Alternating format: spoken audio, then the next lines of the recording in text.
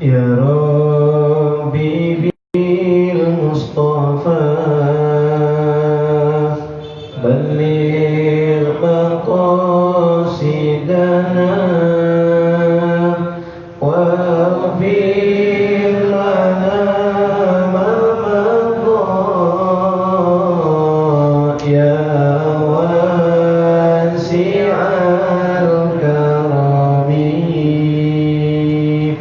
يا ربي بالمصطفى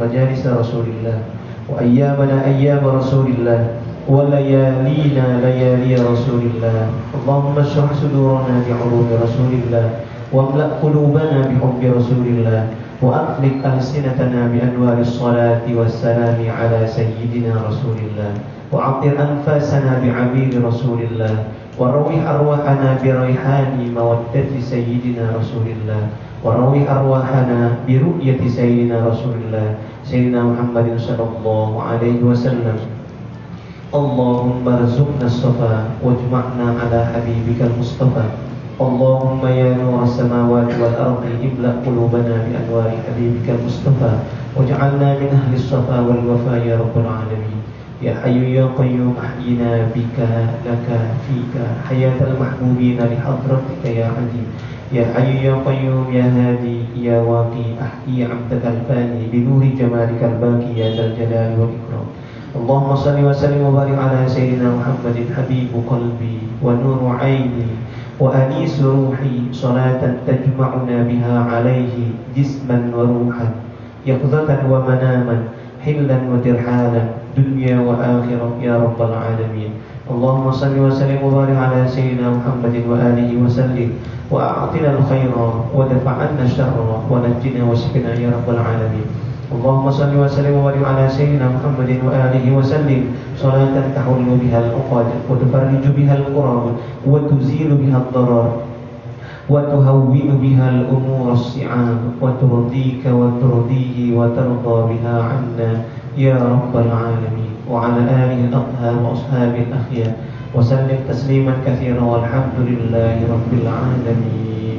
بداية نقرأ سورة الفاتحة هدية منا إلى سيدنا رسول الله صلى الله عليه وسلم وآله وأزواجه وذريته وآل بيته وصحابة رسول الله أجمعين والتابعين والتابعين التابعين لهم بإحسان إلى يوم الدين وإلى جميع العلماء العاملين والمصنفين المخلصين وإلى جميع أولياء الله الصالحين قديمهم وحديثهم ونخص خصوصا إلى سيدنا محمد ماضي أبو العزائم وسيدنا أحمد ماضي أبو العزائم وسيدنا الشيخ عبد القادر الجيلاني وسيدنا الإمام البدوي وسيدنا إبراهيم الدسوقي وسيدنا أحمد الرفاعي وسيدنا الإمام البصيري وسيدنا عبد العباس المرسي وإلى جميع أولياء الله الصالحين قديمهم وحديثهم وإلى آبائنا وآبائكم وأمهاتنا وأمهاتكم وأجدادنا وجداتكم ومشايخنا ومشايخكم ومعلمينا ومعلمكم ولمن أحسن إلينا وإليكم وخصوصا إلى من بنى ووقف وعمر هذا المكان إن الله تعالى غفر ذنوبهم وستر عيوبهم وجعل الجنة مأواهم ورفع لهم الدرجات وضعف لهم الحسنات وكفر عنهم السيئات واجعل قبورهم روضة من رياض الجنان بسر حضرة النبي المصطفى والصفي المرتضى والشفيع المرتجى سيدنا محمد صلى الله عليه وسلم وبسر آل بيت الأطهار وصحابة الأخيار وبسر أسرار الفاتحة. أعوذ بالله من الشيطان الرجيم بسم الله الرحمن الرحيم الحمد لله رب العالمين الرحمن الرحيم مالك يوم الدين إياك نعبد وإياك نستعين اهدنا الصراط المستقيم صراط الذين أنعمت عليهم غير المغضوب عليهم ولا الضالين آمين.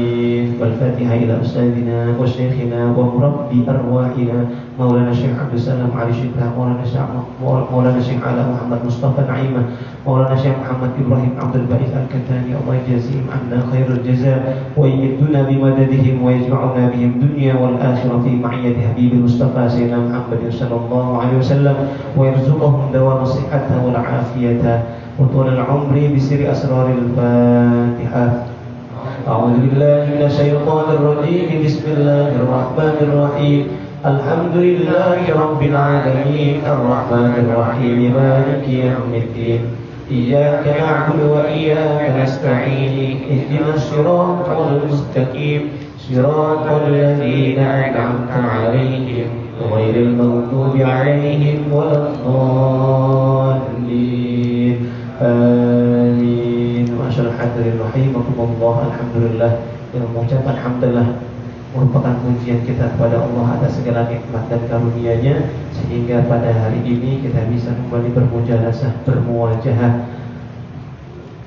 li ahlil barakah hanya untuk mendapatkan keberkahan dari kita membaca hadis, dari kita mempelajari dan mengenalkan sirah daripada baginda Nabi sallallahu alaihi wa alihi wasallam. Al-Imam Syafi'i merupakan imamul madhab, di antara imam madhab al-arba'ah al-mu'tabarah, imam madhab fikih. Karena madhab itu bukan hanya fikih, dalam akidah pun ada madhabnya. Ada, kalau akidah itu ada Asy'ariyah dan Maturidiyah. Nah, itu yang dianggap madhab dalam akidah yang betul. Apakah selain itu ada yang betul? Ada, wallahu alam namanya apa. Tapi ada beberapa di antaranya madhab-madhab dalam hal akidah terutama yang bertentangan atau dianggapnya terlalu keras.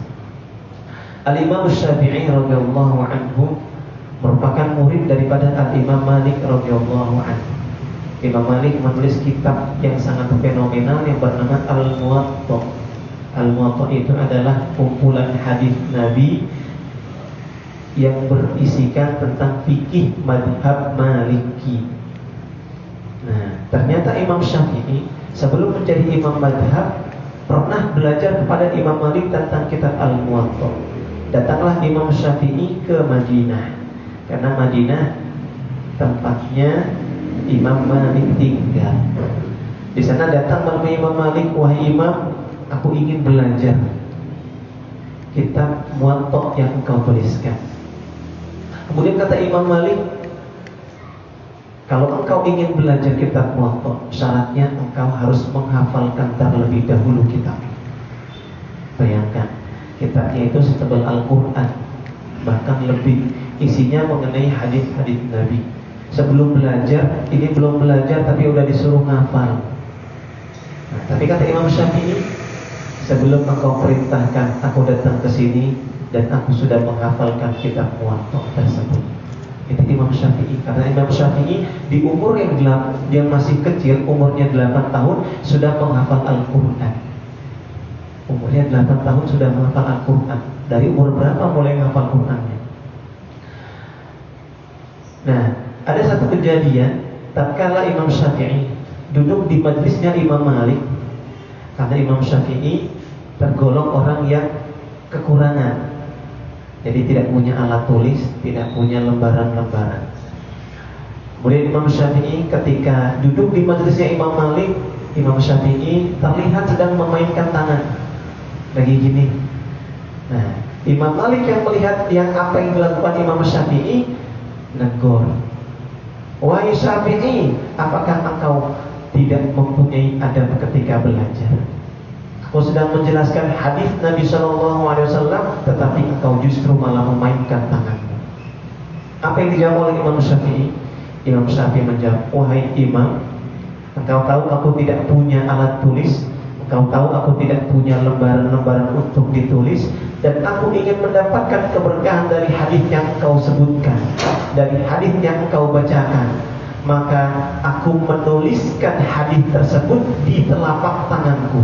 Jadi setiap hadis, ketika hadis dibacakan oleh Imam Malik, Imam Syafi'i menuliskan di tangannya sambil menulis. Untuk apa? Untuk mendapatkan keberkahan dari hadis tersebut.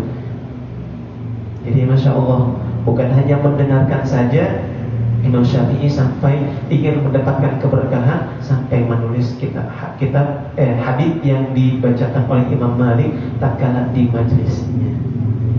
Karena Imam Syafi'i sudah hafal Al-Quran di umurnya yang 8 tahun, sudah menghafalkan begitu banyak hadis. Ada satu kisah antara Imam Syafi'i dengan Imam Ahmad. Nah, Imam Ahmad ini muridnya Imam Syafi'i. Kalau tadi Imam Malik adalah gurunya, kalau Imam Ahmad adalah muridnya Imam Syafi'i. Berkunjunglah Imam Syafi'i ke kediaman Imam Ahmad. Kemudian disediakan makanan oleh putri Imam Ahmad. Makanannya banyak. Nah, ketika Imam Syafi'i datang, disediakan makanan, makanlah Imam Syafi'i dari makanan tersebut sampai lahap, sampai habis. Nah, putrinya heran, ini imam madhab hafal begitu banyak hadis, kok makannya banyak banget ya? Nah, tapi gak berani nanya, hanya diam bertanya kepada ayahnya Imam Ahmad. Lalu kemudian ketika Imam Syafi'i sudah makan, kemudian sudah sholat, Imam Syafi'i pergi ke tempat tidurnya. Tidurlah Imam Syafi'i Tapi ketika subuh menjelang malam, Imam Syafi'i tidak bangun malam. Ketika subuh datang menjelang, Imam Syafi'i terbangun dan langsung melaksanakan sholat subuh. Makin heran lagi putrinya Imam Ahmad. Akhirnya memberanikan diri Imam Ahmad bertanya kepada Imam Syafi'i, "Wahai Imam, aku melihat engkau kemarin ketika aku hidangkan makanan yang banyak, engkau makan begitu lahapnya. Lalu engkau adalah seorang guru, ya guru besar, begitu banyak hafal hadis dan juga sudah menghafalkan Al-Quran. Lalu apakah hukumnya terhadap orang yang tidur, kemudian bangun tidur, langsung melaksanakan sholat subuh tanpa melakukan wudhu terlebih dahulu?" Apa yang Imam Syafi'i katakan? Kata Imam Syafi'i, "Ta'amul mu'min barokah." Makanan yang disediakan oleh orang yang beriman, dan aku tahu engkau adalah orang yang beriman, yang taat kepada Allah Subhanahu wa ta'ala, maka makanan yang engkau berikan, aku yakin di dalamnya banyak terdapat keberkahan dan di dalamnya ada syifa, akan menjadi obat. Makanya aku makan begitu banyak karena aku tahu keberkahan yang ada di makanan yang disediakan oleh orang-orang yang bertakwa. Lalu mengapa engkau ketika sholat subuh padahal baru bangun tidur langsung melaksanakan sholat subuh? Kata Imam Syafi'i, ketahuilah bahwasanya sepanjang malam aku tidak tertidur. Aku hanya memejamkan mata dan aku membayangkan di hadapanku ada Al-Quran dan hadis. Disitulah aku memecahkan 100 masalah fikih, kata Imam Syafi'i. Makanya ketika aku terbangun, ketika aku bangun dari tempat tidur, aku langsung melaksanakan sholat subuh karena aku tidak tidur semalaman. Itu Imam Syafi'i, karena sudah banyak menghafal hadis, tahu ilmu ulumul Quran, tafsirnya, asbabun nuzulnya, hadis-hadis Nabi di mana tempatnya. Makanya sepanjang malam seakan-akan di hadapan Imam Syafi'i ada Al-Quran dan hadis. Disitulah Imam Syafi'i memecahkan 100 permasalahan fikih. Kalau kita mendengar masalah fikih yang terjadi sekarang ini di masa pandemi, hukumnya bagaimana?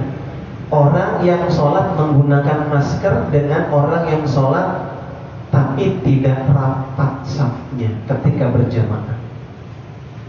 Padahal orang yang sholat menggunakan masker itu belum sempurna sujudnya, karena ada satu anggota sujud yang tidak mengenai ketika dia sujud. Anggota sujud itu adalah hidung. Nah kalau pakai masker kan berarti hidungnya ketutupan, berarti gak sempurna. Begitu juga ketika sholat dan tidak rapat safnya, menjaga jarak. Padahal kata baginda Nabi Sallallahu Alaihi Wasallam, "Sawu sufufakum, fa inna taswiyatas sufufi min tamamis sholat." Sawu artinya samakan, luruskan, ratakan. Sufufakum, saf kalian, fa inna taswiyata, sesungguhnya meluruskan, merapatkan saf, min tamamis sholat, dari bagian kesempurnaan sholat. Berarti kalau seandainya orang-orang menjaga jarak, sholatnya nggak sempurna dong. Nah di sini tidak berlaku hukum fikih, yang berlaku adalah fatwa. Fatwanya apa? Ada satu kaidah fikhiyah yang disebut adalah ad-daruratu tubihul mahdzurat. Keadaan darurat memperbolehkan sesuatu yang diharamkan atau sesuatu yang dilarang. Sholat dalam keadaan yang jauh-jauh itu kan mengurangi kesempurnaan sholat. Sujud, sholat menggunakan masker ketika sujud tidak sempurna, mengurangi kesempurnaan sholat. Bukan berarti sholatnya tidak sah, tapi mengurangi kesempurnaan sholat. Maka di situ ada fatwa yang menegaskan. Nah, maka apa bedanya fatwa dengan hukum fikih? Nah, ini harus paham. Fatwa tidak bisa digunakan kapanpun. Fatwa itu hanya bisa digunakan dalam keadaan tertentu saja. Jadi kalau nanti seandainya pandeminya sudah berakhir, sudah nggak boleh sholat pakai masker.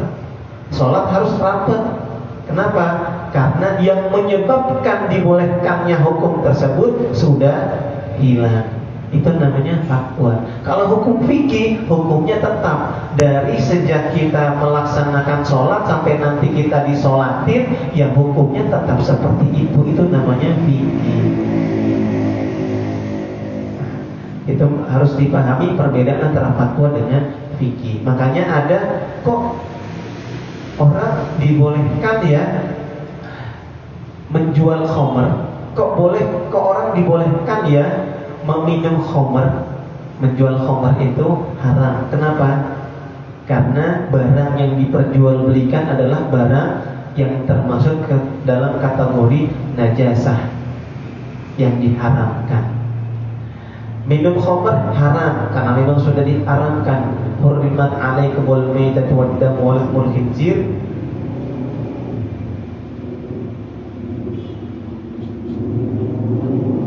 Saya lupa terusannya.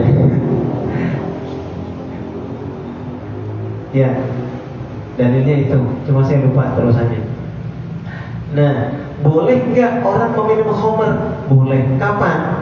Ketika dia di satu tempat tidak ada minuman dan dia dalam keadaan dingin. Kalau seandainya dia tidak ada yang bisa menghangatkan kecuali minum khamr tersebut, maka meminum khamr dibolehkan. Dengan kadar bagaimana? Dengan kadar sampai dia bisa menghangatkan tubuhnya saja. Gak boleh berlebihan. Kalau berlebihan, lebihnya haram. Sampai seperti itu Islam meruntutkan hukum-hukumnya. Jadi jangan disalah kaprahkan. Fatwa bisa digunakan kapan saja, tidak. Beda hukum fikih dengan fatwa. Masyaallah hadirin rahimakumullah. Ada 3 kedudukan yang insyaallah pada hari ini kita akan baca. Yang pertama, baginda Nabi sallallahu alaihi wasallam adalah at-tahir al-mutahhar. At-tahir al-mutahhar. Yang kedua az-zaki, dan yang ketiga adalah at-thayyib al-mutayyab. Loh, kok artinya hampir mirip-mirip nih? At-tahir artinya bersih, suci. Az-zaki artinya bersih, suci. Lalu apa perbedaan antara at-thayyib antara at-tahir al-mutahhar dengan az-zaki? Padahal artinya sama-sama bersih, sama-sama suci. Kalau kita dengarkan melihat kata at-tahir wal mutahhar, kita ingat dengan fikih di bab pertama tentang air. Tahirun mutahharun. Tahirun mutahhirun. Air yang suci dan mensucikan. Nah, kalau az-zaki apa perbedaan antara at-tahir dengan az-zaki?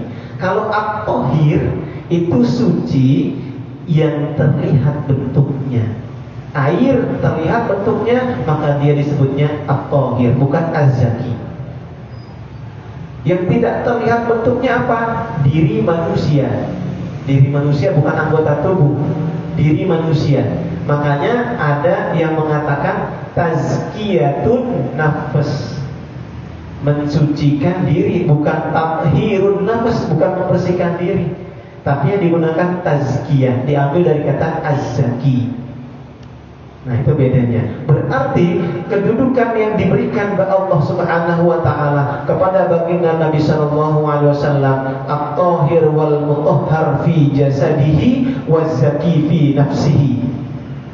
Zahirnya bersih, batinnya bersih, maka Allah juga memberikan kedudukan at-thayyib al-mutayyab, yang wangi dan memberikan wewangian, yang wangi dan bisa menjadikan yang lainnya wangi. Karena apa? Karena tubuhnya sudah suci, dirinya sudah suci, maka yang keluar dari tubuhnya baginda Nabi sallallahu alaihi wasallam tidak lain adalah sesuatu yang harum. Itu kedudukan yang diberikan oleh Allah kepada baginda Nabi saja. Nah, kalau kita mandi aja mungkin sehari 2 kali juga kayaknya jarang-jarang. Terus Kalau kita tazkiyatun nafas juga mungkin kalau ingat saja, tazkiyatun nafas itu seperti apa sih contohnya? Tazkiyatun nafas itu dimulai dari tarbiyatul qulub, mendidik hati kita, membersihkan hati kita. Diri itu dimulai dari hati. Idza saluhat saluhal jasadu kullu wa idza fasadat fasadal jasadu kullu. Makanya A'agim nama majelisnya adalah manajemen qalbu. Untuk apa? Ya untuk menata hati, untuk membersihkan diri. Karena yang ditata, yang dibersihkan, yang dididik adalah hatinya dulu, bukan yang lainnya. Kalau hatinya sudah betul, saluhal jasadu kullu, semuanya akan betul. Wa idza fasadat fasadal jasadu kullu, maka yang lainnya akan rusak juga. Kalau hatinya sudah rusak, sudah ada rasa iri, dengki dan penyakit hati lainnya. Baik, kita baca al-maqam al-khamis wal arba'un. At-tahir di sini sebetulnya at-tayyib al-mutayyib di maqam yang ke-45, az-zaki 46, at-tahir 47. Tapi saya akan turunkan dari at-tahir wal mutahhar, kemudian masuk ke az-zaki, baru yang terakhir at-tayyib wal mutayyib. At-tahir al-mutahhar. Laqad athna Allah Ta'ala ala habibihi fi qouli ta'ala alam nashrah laka sadrak wa wada'na anka wizrak alladhi anqadha dhahrak wa rafa'na laka dzikrak. Surat Al-Insyirah. Di sini adalah bukti bahwasanya Rasulullah itu kedudukannya lebih tinggi dibandingkan nabi dan rasul lainnya. Bayangkan, Allah mengatakan alam nashrah laka sadrak, sedangkan Nabi Musa minta dulu kepada Allah, Rabbi shrah li sadri, ya Allah lapangkanlah dadaku. Tapi Allah mengatakan kepada baginda Nabi, alam nashrah laka sadrak, bukankah kami telah melapangkan dadamu? Rasulullah minta enggak? Rasulullah enggak minta. Tidak seperti Nabi Musa yang memohon kepada Allah, meminta kepada Allah agar dilapangkan hatinya, agar dibersihkan hatinya. Lihat, yang Nabi Musa minta bukan yang lainnya, tapi hatinya dilapangkan. Karena hati yang tadi, ketika hati sudah betul, semuanya akan betul. Alam nashrah laka sadrak. Disitulah Allah mengatakan kepada baginda Nabi SAW, bukankah kami telah melapangkan dadamu wahai Rasulullah, wahai Muhammad. Dengan cara apa Allah melapangkan dada baginda Rasulullah SAW? Dengan adanya kejadian yang disebut insyiqaqus sadri, pembelahan dada. Kapan terjadinya pembelahan dada dan berapa kali terjadinya pembelahan dada? Jadi Rasulullah itu dibelah dadanya oleh malaikat Jibril, diambil hatinya dan dicuci dengan air Zam-Zam. Kemudian diambil bagian hadus syaitan, bagian daripada setan yang ada mengganggu di hatinya Rasulullah, dan dicuci dengan air yang penuh dengan keberkahan dan keimanan. Berapa kali? Ada 3 kali kejadiannya. Ketika Rasulullah berumur 4 tahun, ketika Rasulullah berumur 10 tahun, dan sebelum Rasulullah diperjalankan Isra dan Mi'raj. Jadi selama 3 kali itulah. Jadi ketika Rasulullah berumur 4 tahun, tatkala itu Rasulullah masih dalam asuhannya Halimatus Sa'diyah. Nah, Halimatus Sa'diyah ini dari Bani Sa'ad. Tatkala Rasulullah SAW lahir, kemudian datanglah wanita-wanita Bani Sa'ad. Seluruh wanita datang ke kota Makkah. Bani Sa'ad itu bani kelompok yang ada di pedalaman kota Makkah. Jadi memang kebiasaan bangsa Arab itu ketika anaknya lahir, dia akan ditempatkan di tempat-tempat pedalaman untuk belajar bahasa Arab, untuk agar lisannya fasih dan tubuhnya kuat. Nah, itu seperti itu pendidikan yang dilakukan oleh bangsa Arab. Seluruh wanita sudah mendapatkan bayi-bayi yang akan disusui. Tinggal Halimah sendiri yang belum mendapatkan. Pada saat itu Halimah tergolong orang yang kekurangan harta. Nah, kemudian tinggal Nabi Muhammad saja yang belum mendapatkan wanita susuan. Kenapa? Karena mereka tahu, para wanita-wanita itu tahu Nabi Muhammad adalah seorang yatim yang tidak punya harta yang banyak. Bagaimana kalau seandainya dia menyusui Muhammad tapi tidak mendapatkan upah? Makanya yang lain memilih bayi-bayi yang lain terlebih dahulu. Nabi Muhammad sisa sendirinya. Tinggallah Halimah Sa'diyah yang juga belum mendapatkan bayi untuk disusui. Kemudian Halimah Sa'diyah mau tidak mau akhirnya mengambil Rasulullah SAW untuk disusui oleh Halimah Sa'diyah. Namun keanehan-keanehan terjadi pada saat itu. Ketika Halimah Sa'diyah menyusui baginda Rasulullah SAW, kambing yang ia punya pada saat itu langsung terisi dengan susu yang penuh. Dan Rasulullah membawa keberkahan untuk keluarga Halimah dan untuk seluruh Bani Sa'ad yang ada di tempat tersebut. Di umur yang keempat tahun, ketika baginda Rasulullah SAW sedang bermain dengan para teman-temannya, datanglah malaikat Jibril. Nah, kemudian diajaklah Rasulullah ke satu tempat. Disitulah Rasulullah dibelah dadanya. Apakah Rasulullah merasakan sakit? Tidak. Tapi yang namanya anak kecil pasti takut.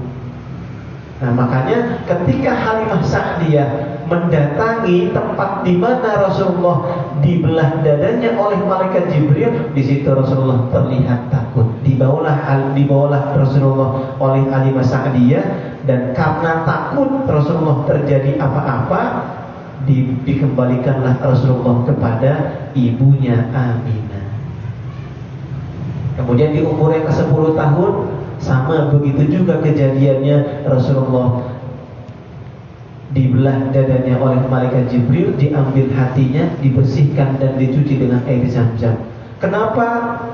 Di dalam hati Rasulullah ada hadus syaitan, ada bagian kecil dari setan. Wa ma arsalnaka illa rahmatan lil alamin. Tidaklah aku utus engkau kecuali engkau adalah rahmat untuk seluruh alam. Setan apakah alam? Iya. Selain Allah, semua ciptaan ini disebut alam.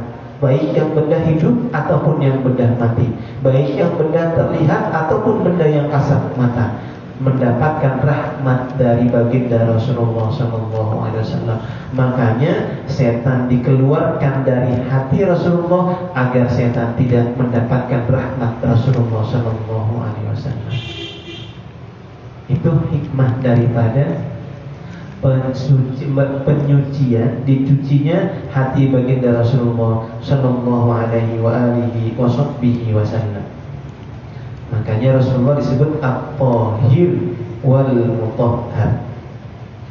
Hadza ma kana min inayatillahi ta'ala bi nabiyhi sallallahu alaihi wasallam wa ma ahatahu bihi sallallahu alaihi wasallam min al-bashair fa huwa ala 'aini rabbih malhudan bi fadlihi wa ri'ayatihi wa huwa lam yatajawaz hina dhaka rabi'ata min umrihi fala hadza lisyaitan fihi haitsu innahu lam yatasa'ab qattun wa lam yahtalim qattun wa nasha'a ma'suman min af'alihil jahiliyyati kulliha.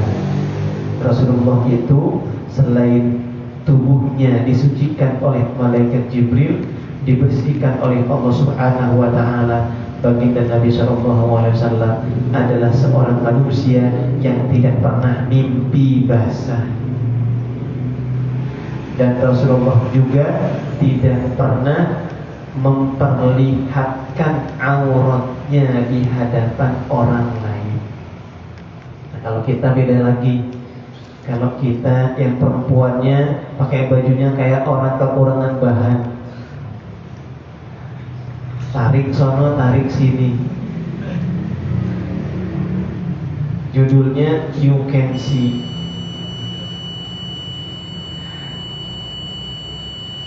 Nah, Rasulullah aja yang laki-laki itu tidak pernah memperlihatkan auratnya.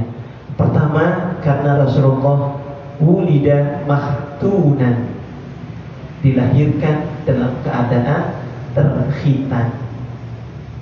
Yang kedua, ada satu kejadian tatkala sedang terjadinya pembangunan Ka'bah. Kemudian paman beliau Abbas bin Abdul Muttalib ketika sedang mengangkat batu bersama Rasulullah, kemudian Sayyidina Abbas bin Abdul Muttalib itu karena melihat Rasulullah sedang mengenakan sarung, kata Sayyidina Abbas, singkaplah sarung tersebut ke atas agar engkau bisa leluasa mengangkat batu tersebut. Tatkala Rasulullah akan menyingkap kainnya ke atas, Rasulullah tersungkur. Kata Rasulullah, ini yang membuat aku tersungkur. Sejak saat itulah Rasulullah tidak pernah memperlihatkan auratnya. Nah, ini untuk laki-laki, hati-hati, pakai celana pendeknya, jangan kemana-mana. Dia naik motor sampai sambil keliling condet, kelihatan kemana-mana dengkulnya. Aurat laki-laki sampai mana sih? Dari pusar sampai lutut. Nah, ada kaidah fikih yang menyebutkan mala yatimul wajibu illa bihi fahuwa wajib. Sesuatu menjadi wajib kalau sesuatu itu tidak sempurna dengan mengerjakan sesuatu tersebut. Nah, bingung kan artinya? Ini aurat laki-laki dari pusar sampai dengan lutut. Nah, maka di atas lutut itu kan sebetulnya nggak wajib. Di atas pusar sebetulnya nggak wajib. Di bawah lutut sebetulnya nggak wajib. Tapi kesempurnaan kita menutup aurat akan lebih sempurna kalau kita menutup auratnya di atas pusar. Kita menutup auratnya di bawah lutut.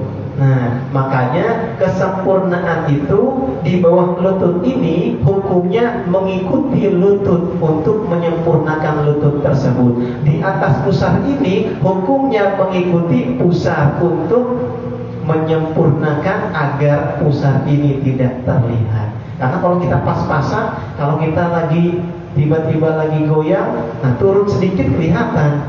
Nah, kalau kita dari atas, kita goyang sedikit, turunnya ke bawah, ke pusar. Nah, makanya itu disebut malam yatim malayatim berwajibu illa bihi fahuwa wajib. Itu kaidah fikih yang berkaitan juga dengan anggota wudu. Contohnya anggota wudu. Kita wudu dalam mazhab Syafi'i dari ujung jari sampai dengan siku. Loh, kenapa kita membasuhnya sampai atas siku? Padahal kan yang wajib cuma sampai siku aja.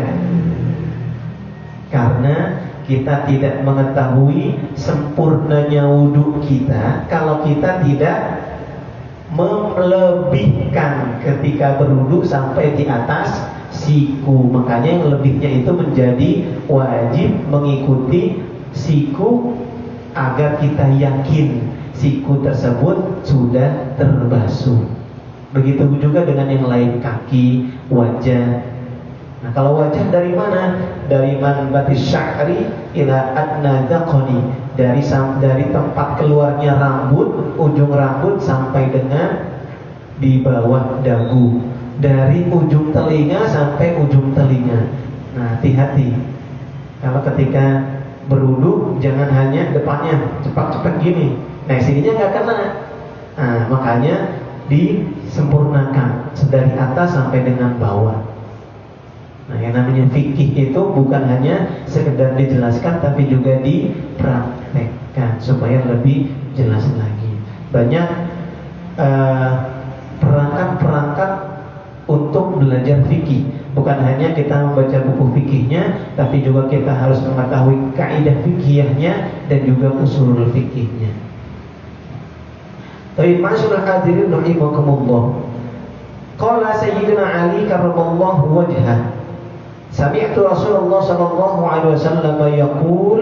Di sini ada sebuah hadis yang diriwayatkan oleh Sayyidina Ali karramallahu wajhah.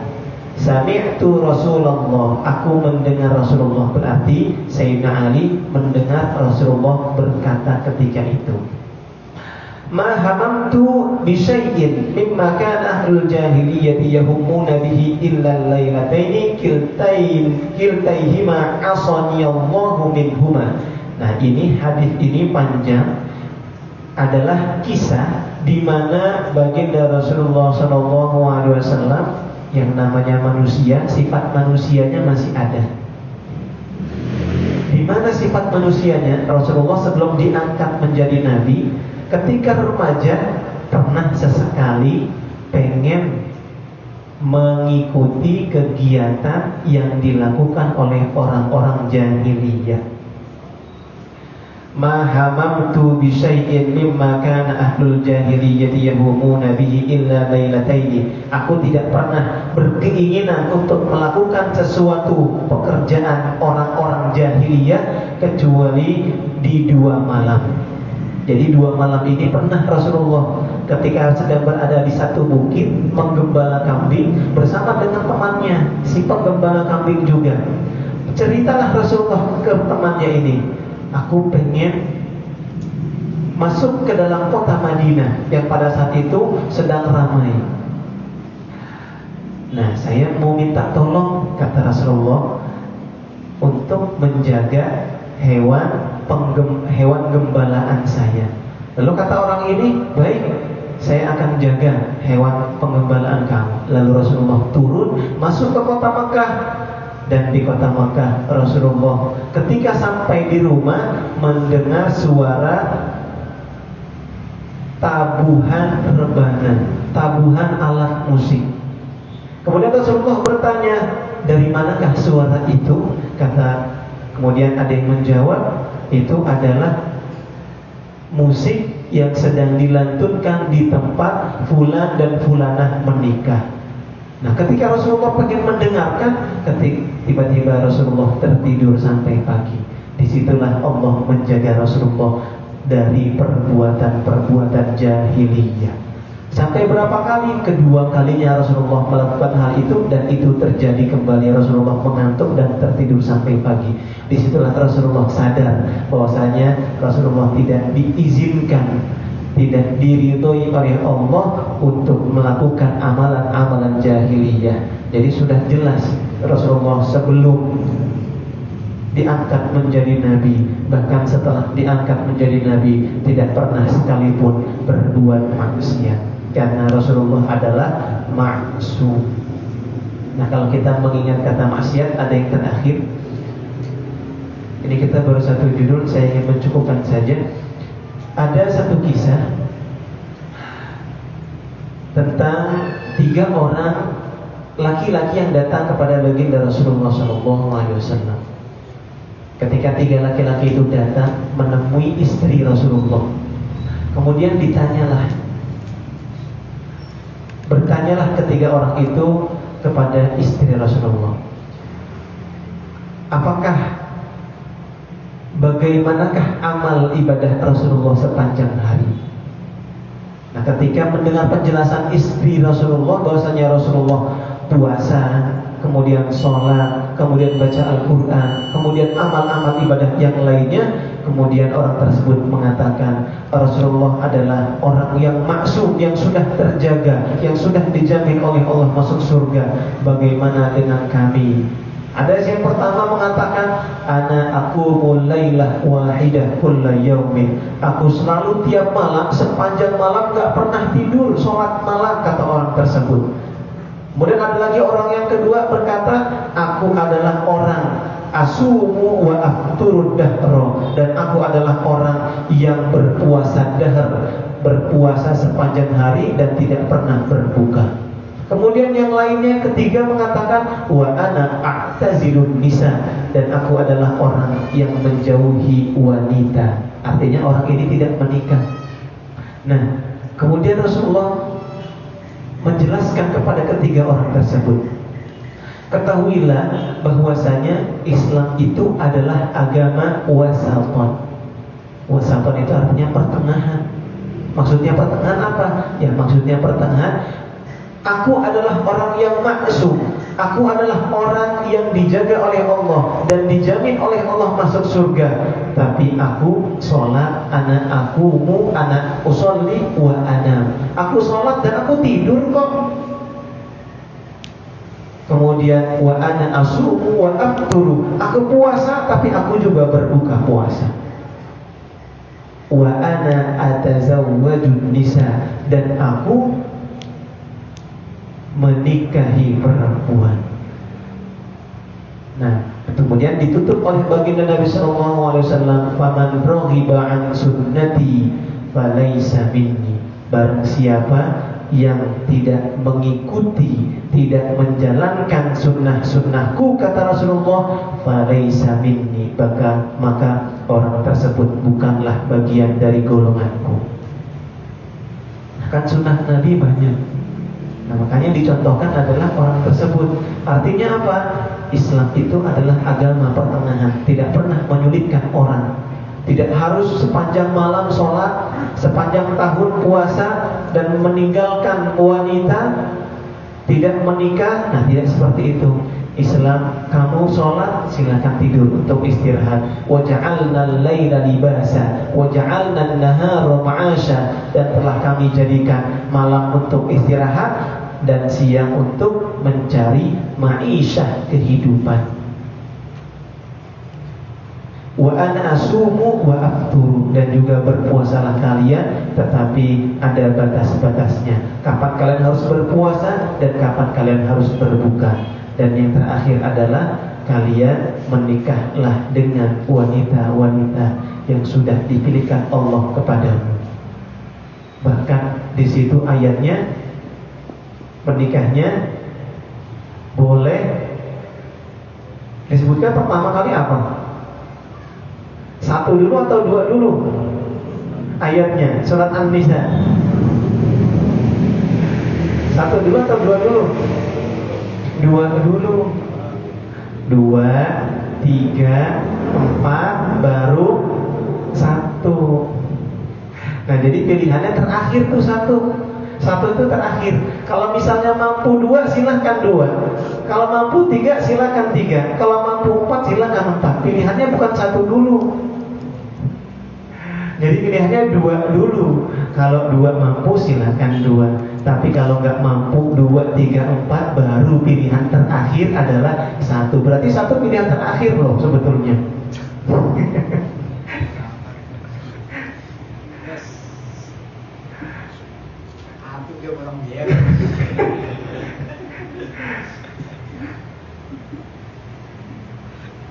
Ya, jadi kalau mamanya mampu dengan syarat fa'in lam ta'dilu fawahidatan. Kalau kita belum mampu untuk berbuat adil, maka di situ pilihannya adalah 1 saja. Mudah-mudahan yang 1 juga mendapatkan keberkahan dan bisa membimbing untuk bersama-sama mendapatkan ridho Allah Subhanahu wa taala. Sampai di sini pertemuan kita pada malam hari ini.